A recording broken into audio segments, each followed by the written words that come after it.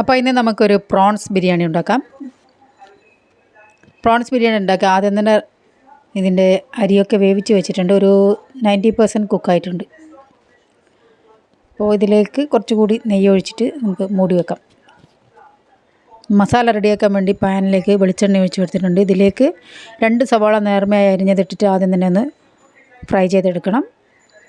പിന്നെ അപ്പോഴേക്കും ഗരം മസാലയൊക്കെ പൊടിച്ചെടുക്കുകയാണ്.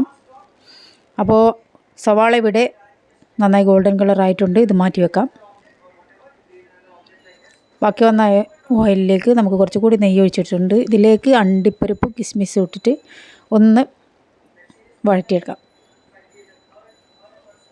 ഇനി അതേ പാനിലേക്ക് തന്നെ നമുക്ക് നമ്മൾ മസാലയൊക്കെ പെരക്കി വെച്ച പ്രോൺസ് ഇട്ട് കൊടുക്കാം.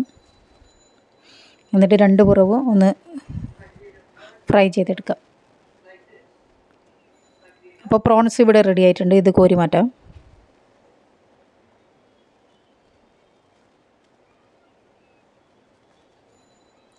ഓക്കെ, ഇനി നമുക്ക് അതിലേക്ക് തന്നെ നമ്മൾ സവാള ഇട്ട് കൊടുക്കാം.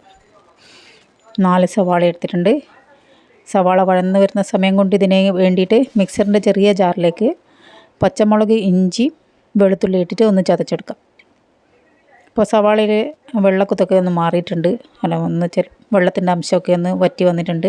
ഇനി ഇതിലേക്ക് നമ്മൾ ചതച്ച് വെച്ച പച്ചമുളകും ഇഞ്ചിയും വെളുത്തുള്ളിയും കൂടി ഇട്ട് കൊടുക്കാം. അപ്പോൾ ഇതിൻ്റെ പച്ചക്കുത്ത് മാറുന്നത് വരെ ഒന്ന് വഴറ്റിയെടുക്കാം. ഇതിപ്പോൾ പച്ചക്കുത്തൊക്കെ മാറിയിട്ടുണ്ട്. ഇനി ഇതിലേക്ക് തക്കാളി ചേർത്ത് കൊടുക്കാം. തക്കാളി ചേർത്തിട്ട് ലോ ഫ്ലെയിമിൽ വെച്ചിട്ടൊന്ന് വഴറ്റിയതിന് ശേഷം ഇതിലേക്ക് നമുക്ക് മഞ്ഞൾപ്പൊടി, പിന്നെ പെപ്പർ പൗഡർ, പിന്നെ നമ്മൾ വീട്ടിൽ പൊടിച്ച മസാല ചേർത്തിട്ടുണ്ട്. 2 ടേബിൾ സ്പൂൺ തൈര് ഒഴിച്ച് കൊടുത്തിട്ടുണ്ട്. ഒന്ന് വഴറ്റിയതിന് ശേഷം അതിലേക്ക് ഫ്രൈ ചെയ്ത് വെച്ച പ്രോൺസ് ഇട്ട് കൊടുക്കാം. ഇനി മൂടി വെച്ചിട്ട് ഒന്ന് 2 മിനിറ്റ് മൂടി വെച്ച് കൊടുക്കാം.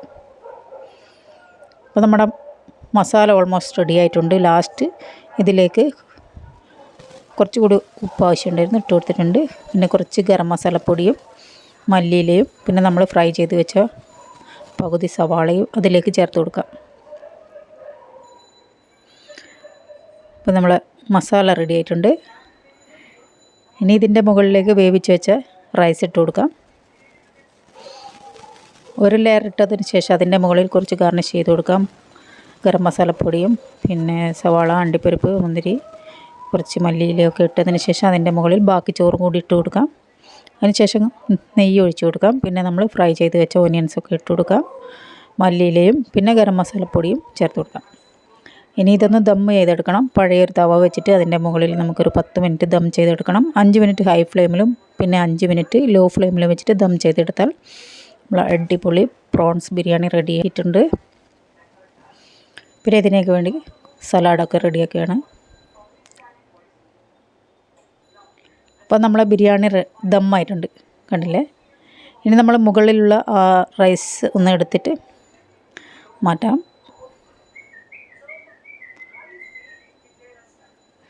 അടിയിൽ നിന്നും മസാല നമുക്കൊരു പ്ലേറ്റിലേക്ക് സെർവ് ചെയ്യാം. അതിൻ്റെ മുകളിൽ കുറച്ച് നമ്മൾ മാറ്റി വെച്ച റൈസും കൂടി ചേർത്ത് കൊടുക്കും. അപ്പോൾ നമ്മുടെ Thalassery style prawns biryani ready ആയിട്ടുണ്ട്. സലാഡിൻ്റെ കൂടെ സെർവ് ചെയ്യും. ഓക്കെ, നല്ല അടിപൊളി ടേസ്റ്റ് ആയിരുന്നു. ഇതേപോലെ നിങ്ങളൊന്ന് ട്രൈ ചെയ്ത് നോക്കുക. വീഡിയോ ഇഷ്ടപ്പെട്ടിട്ടുണ്ടെങ്കിൽ ലൈക്ക് ചെയ്യാൻ മറക്കരുത്.